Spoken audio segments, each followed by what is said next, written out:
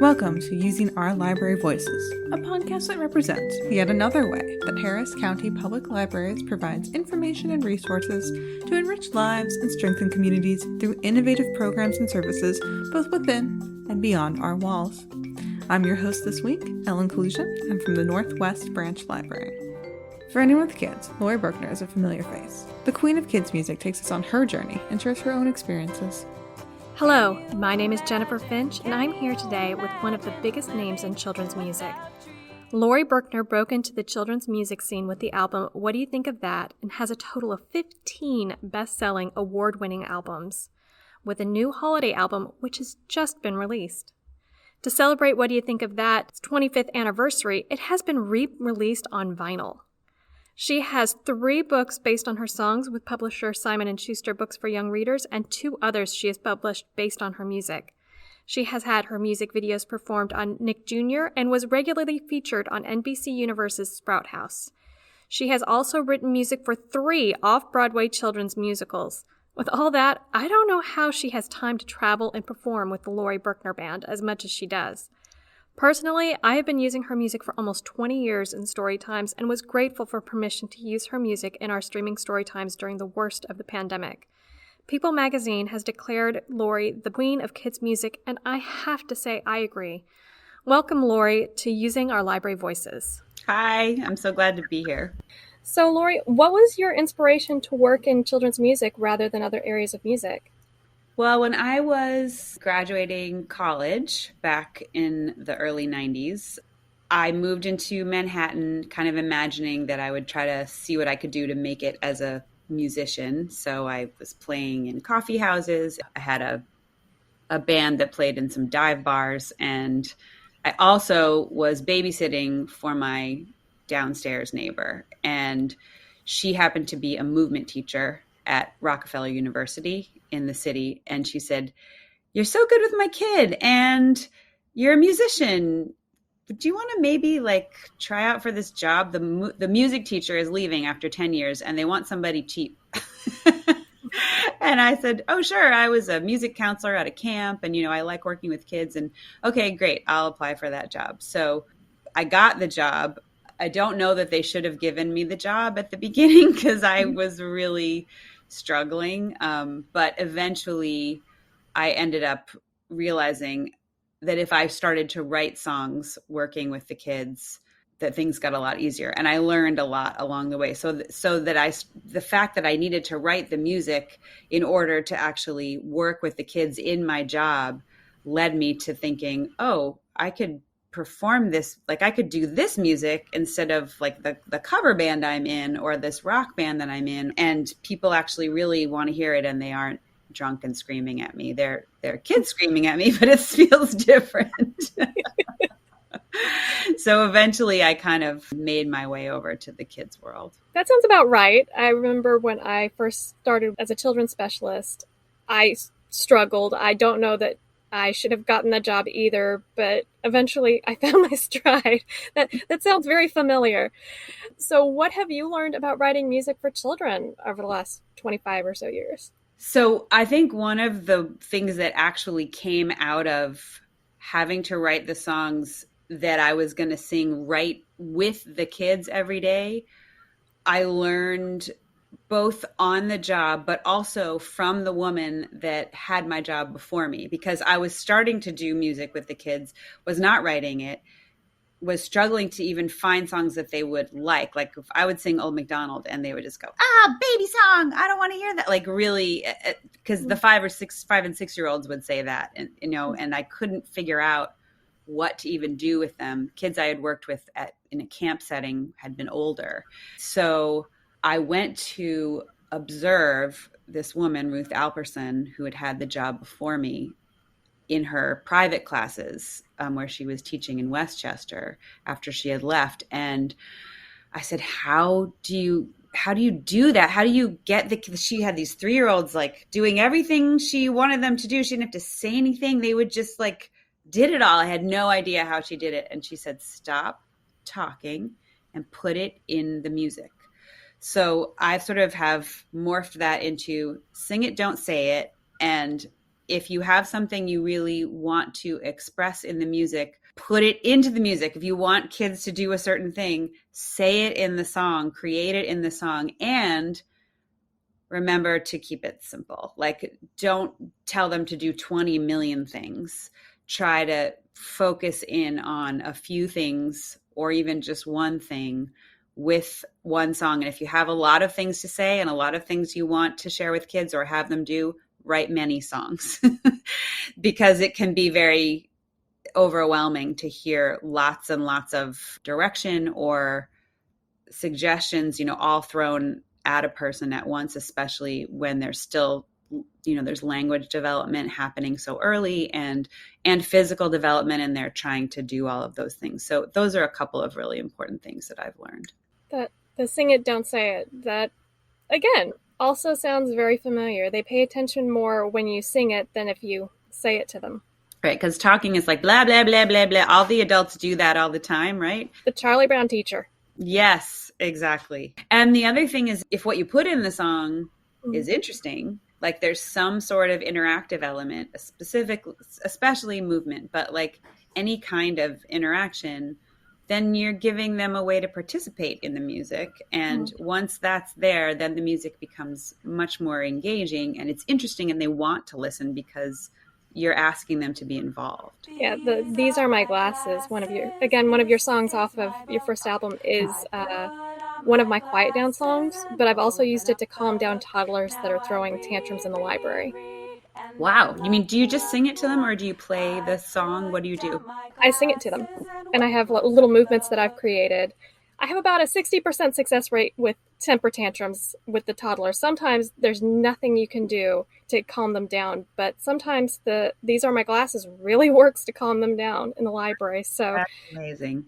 Again, thank you. Sure.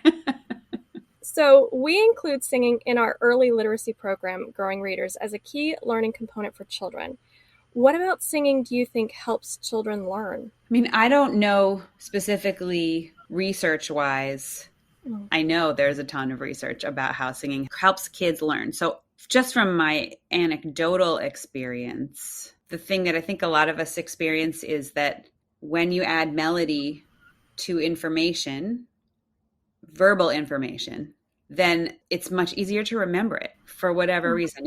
When it's rhyming, when it has a rhythm to it, when there are musical notes associated, like that association, our brain just soaks that up so much more easily and holds on to it. So there's just, if there is something maybe like a life skill that needs to be learned and can be learned through a song, I think it just becomes something that is much easier to actually integrate into themselves, and they don't forget it as easily. We don't, as everybody.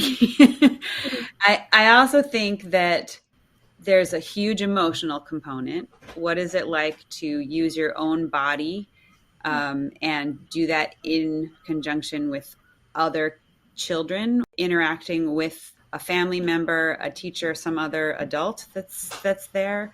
So what is it like to communicate using music? So there's communication skills. There's certainly a lot of information that gets imparted in a song. Maybe kids who are learning sounds, kids who are learning letters, all of those different things can just often be more easily learned. And I think there's also something about the ownership of a song. I was thinking about kids who needed to mask at school. I wrote a song called Superhero Mask because I got a lot of parents saying to me, my child doesn't want to wear this mask and I don't know how to make it something that feels good and empowering instead of scary, right? So giving that message and then singing a song about this is my superhero mask. So there's like ownership over what they're doing, ownership over the feeling of the song itself, because it's an I statement in the song, and then being able to express it physically. And then hopefully that translates into replacing some of the fear with a feeling of strength and self-confidence, so I just feel like it's kind of endless, actually, what kids can learn through music, if you ask, as far as I'm concerned. No, I agree completely. I'm definitely one of those people that learn better through music than any other type.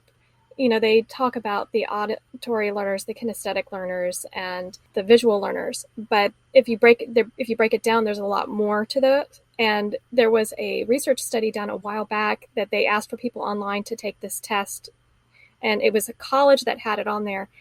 And I actually tested highest in musical. Interesting. As a music learner. And before I'd always been higher either in auditory or visual. But that makes sense with the auditory music being a component of that. Some people actually do learn best through music, but I would argue that everybody learns through music. I mean, Right. Earworms are Different ways. Mm-hmm. Sorry. I mean, if we didn't, then people wouldn't get earworms. Right. That's actually how I know my bank account number. I literally sing it in my head every single time I go to like write it down on a check. That is brilliant, and I need to learn that. That's a great idea.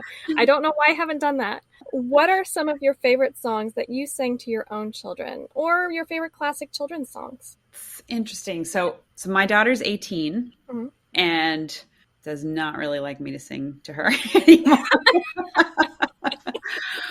But when she was younger, I used to sing St. Judy's Comet by Paul Simon to her a lot. And I've always imagined one day I'm going to record it, do an album of, quote, adult music that has, I think, a beautiful place in like family relationships. So I think that would be really fun to do. But that song was particularly fun because there's also this line like, because if I can't sing my boy to sleep, it makes your famous daddy look so dumb.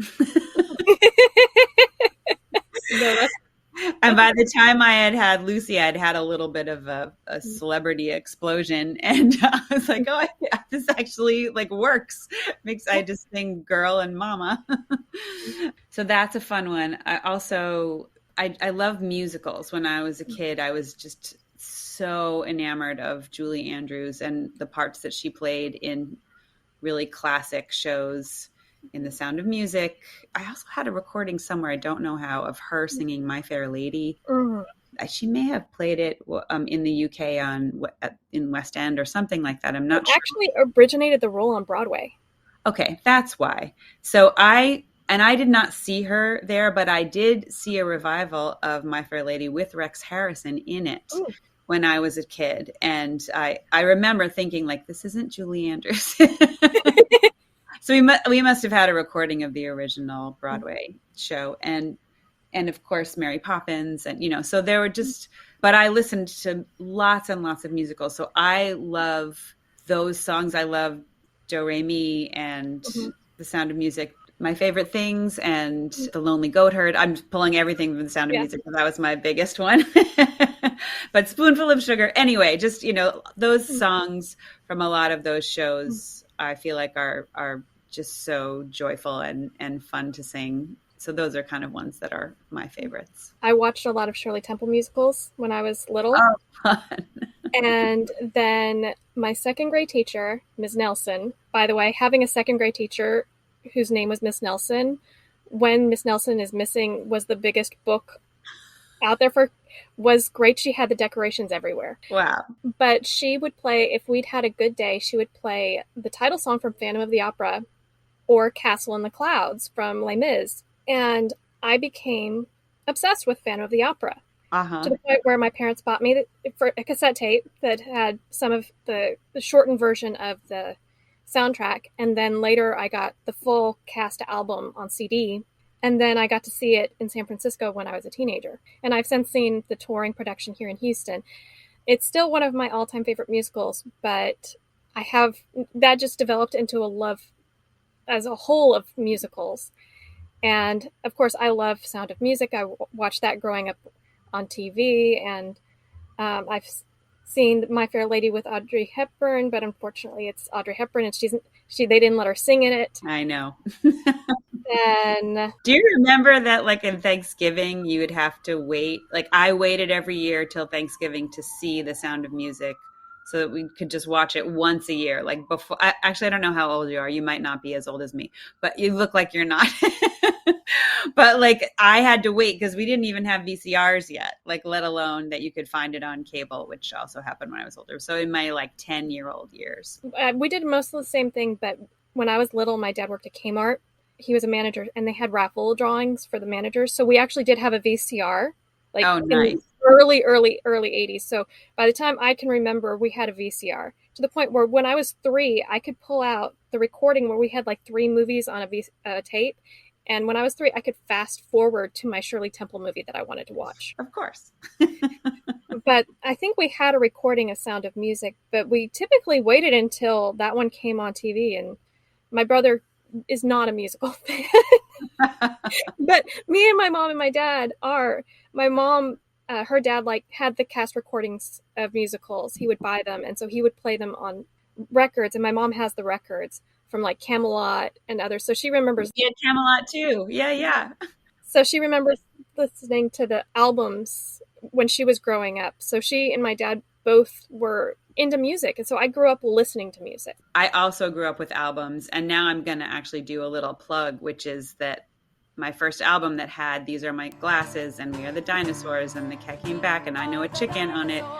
Because it's the 25th anniversary, we remastered it digitally and we are releasing it as a 25th anniversary special vinyl edition, which I have in the other room.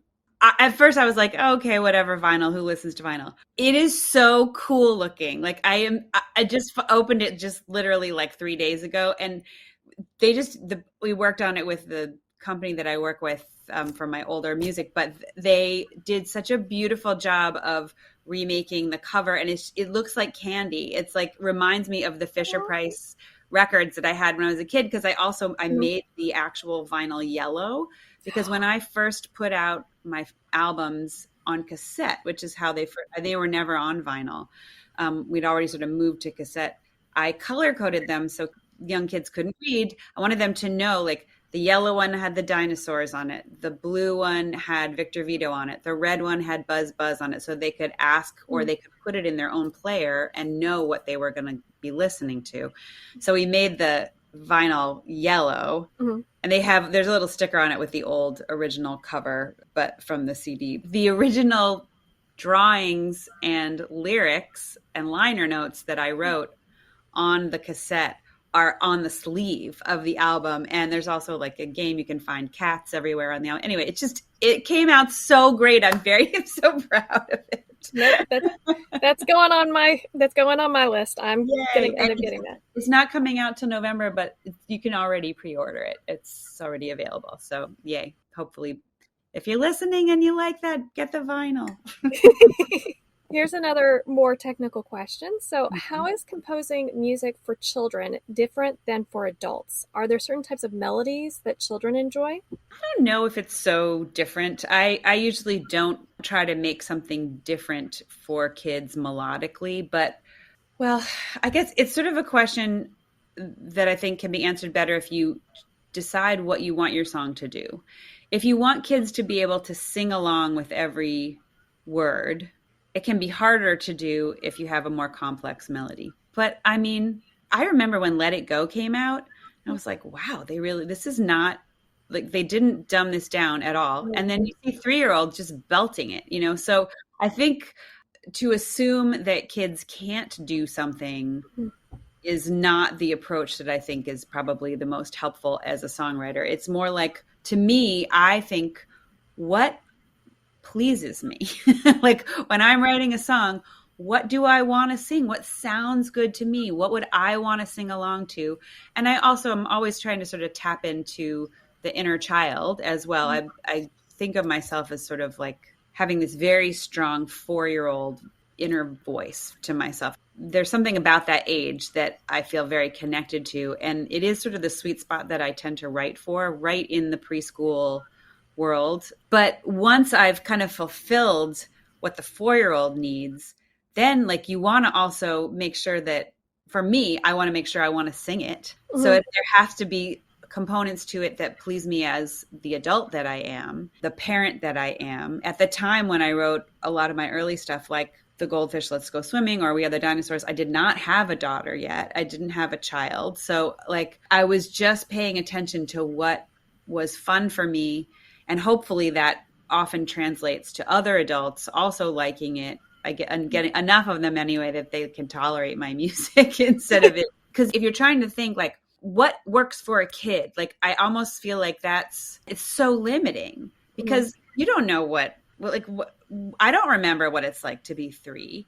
And we can be told, like, you can do research. I remember certain aspects of it, but I cannot embody that feeling any longer. I have lived 50 more years than that. So to honestly say to myself that I really remember just what it's like to be a 3-year-old, I think would be very dishonest because I have had too many experiences to be able to actually even go back to that place. But I care a lot about them and that age group. And I do try to put myself in that place and try to like remind myself, what was it like before I knew how to do these things, before my life had changed so much? And I think in terms of the melody and the rhythm, it's important to understand developmentally where a 3-year-old tends to be. So you don't want to create something that's so hard for them to connect to that then you don't make the connection. But again, like who knew that was going to like that Let It Go was going to be like the 3-year-old favorite for 5 years, until they were like 50.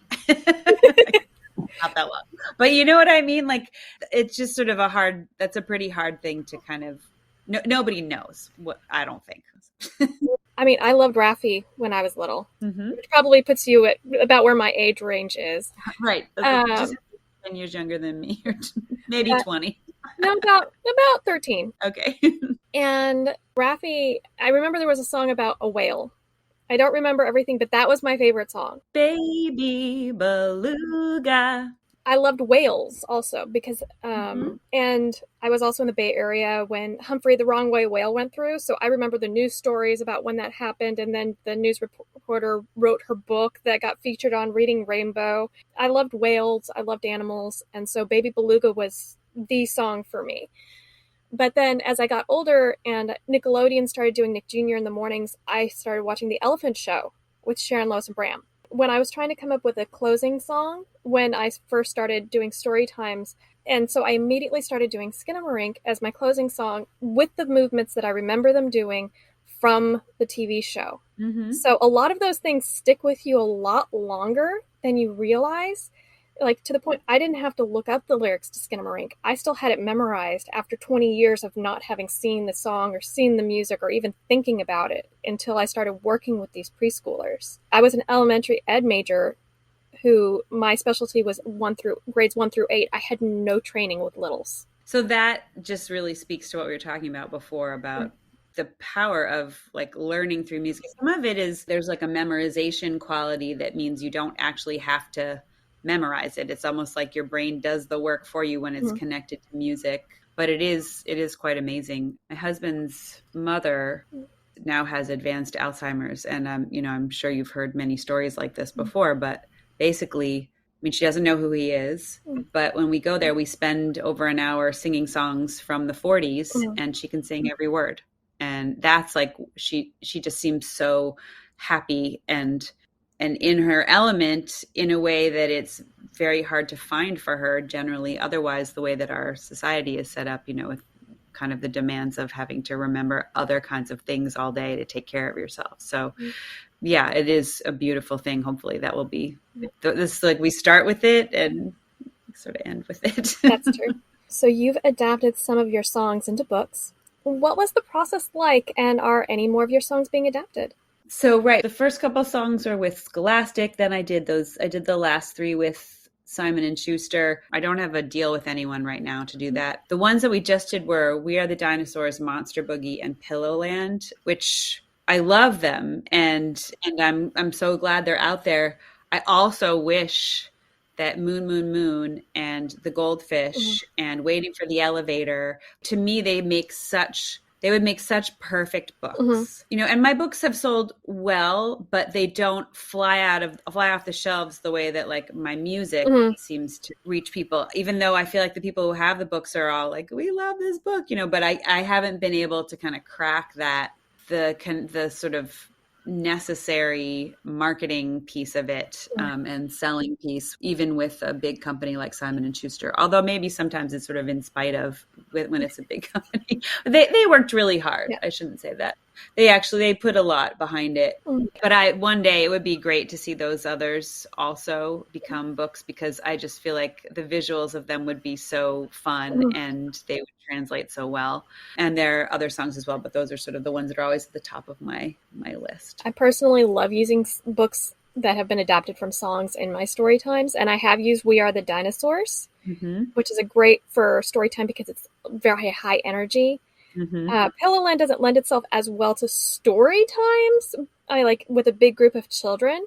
Right. For some reason, I didn't see the Monster Boogie. I don't know what happened with that one. You should check it out because that's very high energy. Yeah, I'm going to have to grab that one. See, if you're a librarian, you know my other two books. You didn't even see one of them. Like, I'm not really sure what the disconnect is, but no. But I'm going to talk. If we don't own it, I'm going to make sure that we get it because I like as many songbooks as I can possibly get in the library.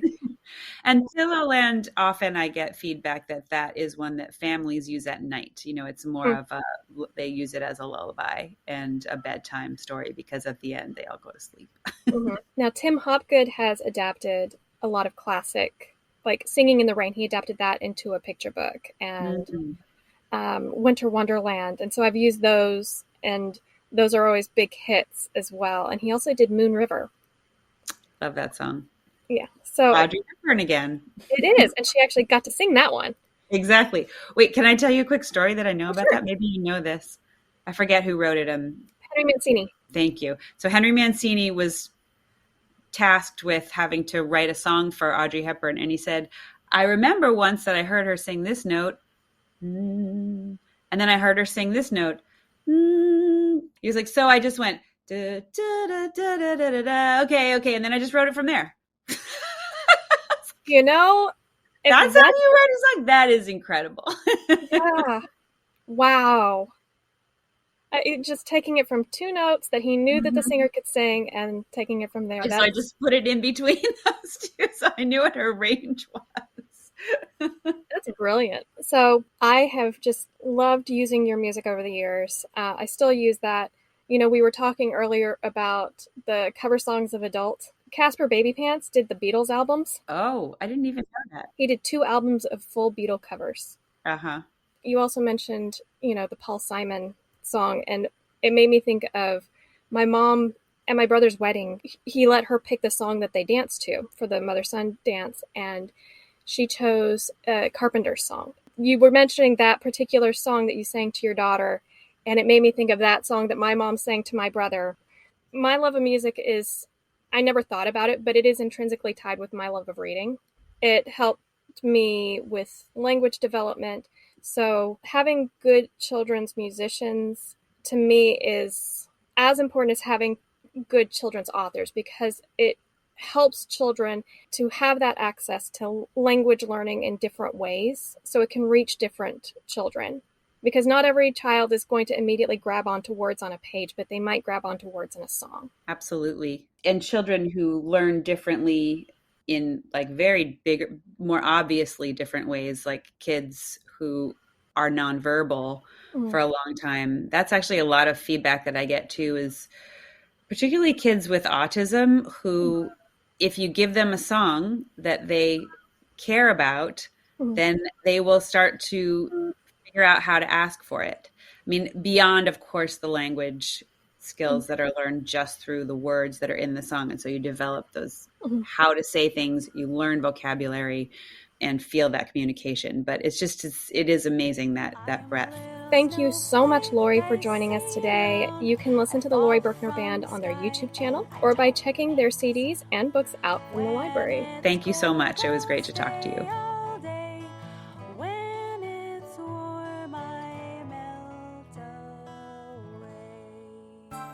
With 2022 coming to a close, many of us are finding ourselves preparing our resolutions for the new year. Luckily, Harris County Public Library offers many resources to help you complete your goals and achieve your dreams. Growing your career needs plenty of support. Melissa Martinez discusses Grad Cafe and what resources Harris County provides. Hello, my name is Jennifer, and I am the Senior Adult Program Specialist at the High Meadows Branch Library. And I'm happy to bring today Melissa Martinez from Project Grad. Hi, Melissa. How are you doing? I'm doing well, Jennifer. How are you? I'm doing great. I'm so glad that you came to talk to us today about Grad Cafe and everything that's done. Please tell us a little bit about yourself, Project Grad and Grad Cafe. So my name is Melissa Martinez, and I'm the director of Project Grad. What Project Grad does is we have a service called Grad Cafe. So Grad Cafe offers intergenerational support to the community, helping individuals get into and through college or a career training. Oh, awesome. So what are some of the things that the Grad Cafe has to offer? Each Grad Cafe location is a one-stop shop. We have trained advisors that provide services to assist individuals explore careers, academic pathways, educational training, accessing financial aid, applying to college, resume writing, essay writing. Yes, and all of these services are free. And they're intergenerational, so there's no age limit, and all of our advisors are trained and bilingual. Oh, that's great. Awesome. What is Grad Cafe's mission? Our mission is to help Houstonians get into and through college. We want them to get into college, obtain a certification, whether it's a workforce certification or a 4-year or 2-year degree, and then get through college, earn that, and then come back and work in the community, have a better quality of life. Oh, that's awesome. You guys do some really great work. Are there any upcoming dates or events that you'd like to share with our community? Actually, yes. On November 30th, we have a virtual workshop. It's accessing scholarship dollars, so free money. It'll be a virtual workshop. The website, the link to register is on our website, which is gradcafe.org. You can also schedule virtual appointments through our website. So if an individual is not able to get to one of our locations, and we also have in-person workshops. Our first one for the new year will be January 26th. We had a huge college fair last month, but our next in-person workshop will be in January. But upcoming in a couple of weeks is our virtual scholarship workshop. Oh, okay. If anyone is interested in what Grad Cafe has to offer, where can they find you in person and online? In person, we are at High Meadows Library on Tuesdays from 10 to 5. And then we have 4 other locations. One is at the Parker Williams Branch Library on Wednesdays from 10 to 6. And then we are inside Galena Park Branch Library on Thursdays from 3 to 6. We are also out in Baytown, Lee College, Wednesdays and Thursdays, 10 to 6. And then we have our Pasadena location inside the Central Pasadena Library, Tuesday through Thursday, 10 to 6. And then our Grad Cafe Park Place, which is at 3100 Broadway, Tuesday through Thursday, 10 to 6. Oh, great. So if anyone wanted to find these locations, where could they visit you online for more information? All of these locations, along with their dates and hours of operation, can be found on our website, which is gradcafe.org. Great. And you're also on social media, I know, on Instagram and Facebook, if anyone wants to search them, their Project Grad or Grad Cafe. Is there a phone number that we can call if we have any questions? Yes, you can reach us at 832-325-0325. Awesome. Thank you so much, Melissa, for joining us. And to our listeners out there, I just want to encourage you to reach out to Grad Cafe. They do some really great work. Thank you for having me. It's easy to feel overwhelmed at the prospect of finishing a high school degree. Gaspar Guevara shows us how Harris County supports adult literacy and tries to make the process as easy as possible. Hello, my name is Jennifer, and I'm the Senior Adult Program Specialist over at the High Meadows Branch Library. Hi, I'm Kara, and I am a library program specialist also at the High Meadows Branch Library. And we are happy to interview Gaspar today from our administrative offices. Hi, Gaspar. Hi, guys. Would you mind telling us and our listeners your title and department and what you oversee? Yes, so my name is Gaspar Guevara, and I am the Adult Literacy Specialist for the Harris County Public Library System. As the Adult Literacy Service Specialist, I am responsible for managing our adult literacy programs for all 26 branches in the Harris County Public Library System. Great, great, great, great. One of the programs that we're wanting to talk to you about today is the Career Online High School program, which is relatively new when it comes to literacy in Harris County Public Library. Could you tell our listeners exactly what Career Online High School is? So the Career Online High School is an online high school diploma and career certification program available through the Harris County Public Library system. A limited number of scholarships are awarded to qualified adult students. The course is 100% online and are taught in an online learning environment available to you 24 hours a day, 7 days a week. The program is self-directed and each credit is designed to be completed over the course of 1 month. You're usually given 18 months to complete 18 credits. The average time to complete is 12 months.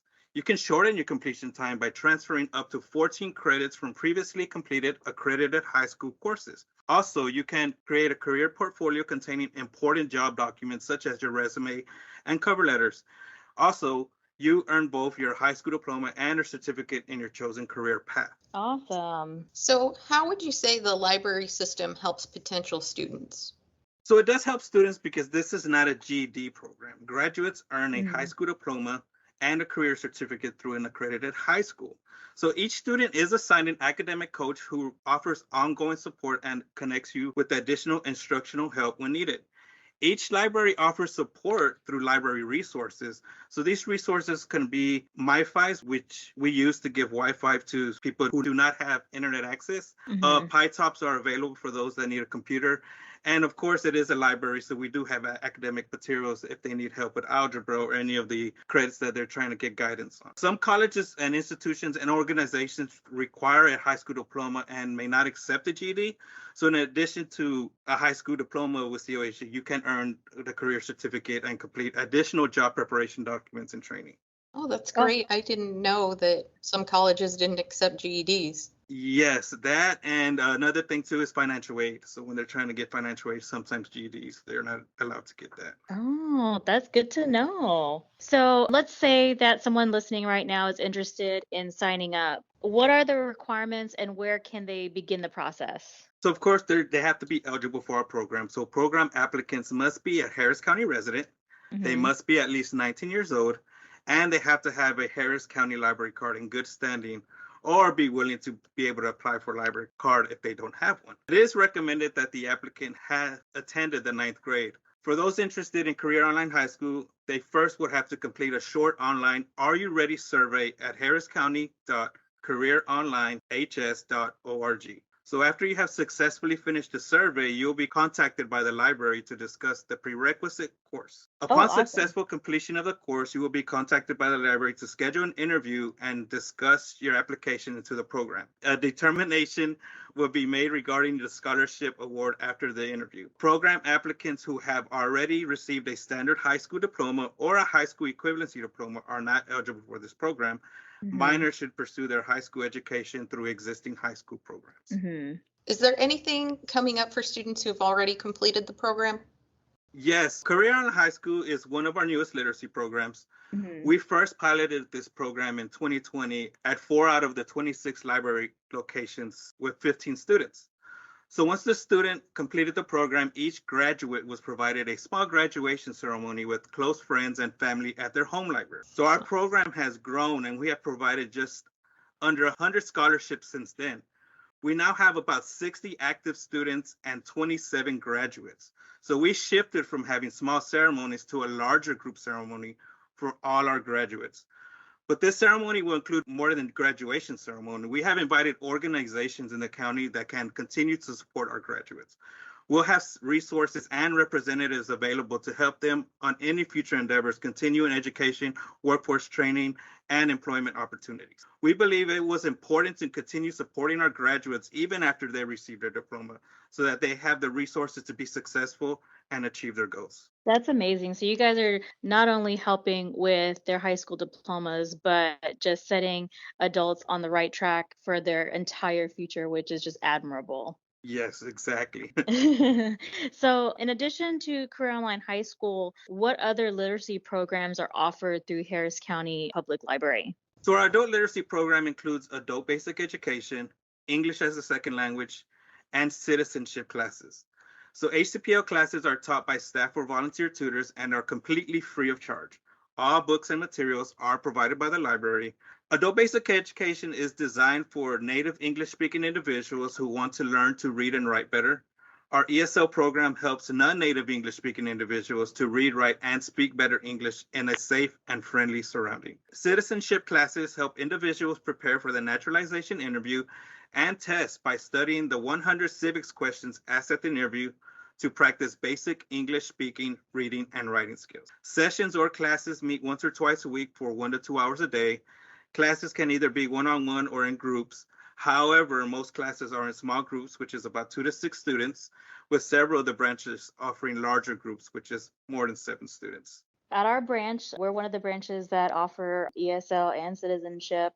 And I know there are many students throughout the system that have received their citizenship through the program or through help with the program. If you know anyone who's interested, tell them to come to your local library because it is really great what we do. Exactly. So how can people who are interested in our literacy program volunteer to be tutors or otherwise support our programs? So the Harris County Public Library has 26 library branch locations throughout Harris County. You can contact your nearest Harris library if you're interested in attending a class or tutor in our program. To find the nearest library branch, please go to hcpl.net and click on services, and there should be a list of services that we provide for our adult literacy program. If you want to be a tutor, the one thing we do ask is to attend a 1-hour orientation just so you can get to have some training and know what our program comes with. And if anyone had any additional questions, all you have to do, like Gaspar said, is just head to our website at www.hcpl.net or give your local branch a call and staff there will be happy to help you. Gaspar, I want to thank you for taking the time out of your day to let us interview you and tell us about these great services and Career Online High School. All right, thank you. Thank you for joining us for this episode of Using Our Library Voices. If you enjoyed this episode, please subscribe to the Using Our Library Voices podcast on Spotify, Apple Podcasts, and any other podcast streaming platforms. For more information on any of the resources and books mentioned in this episode, please contact your local library or visit our website at www.hcpl.net. This podcast was produced by John Harbaugh and edited by Beth Kripple. It was hosted by Ellen Kaluza. Thank you to Jennifer Finch, Laurie Berkner, Jennifer Nandlal, Melissa Martinez, Ludwig, and Gaspar Guevara.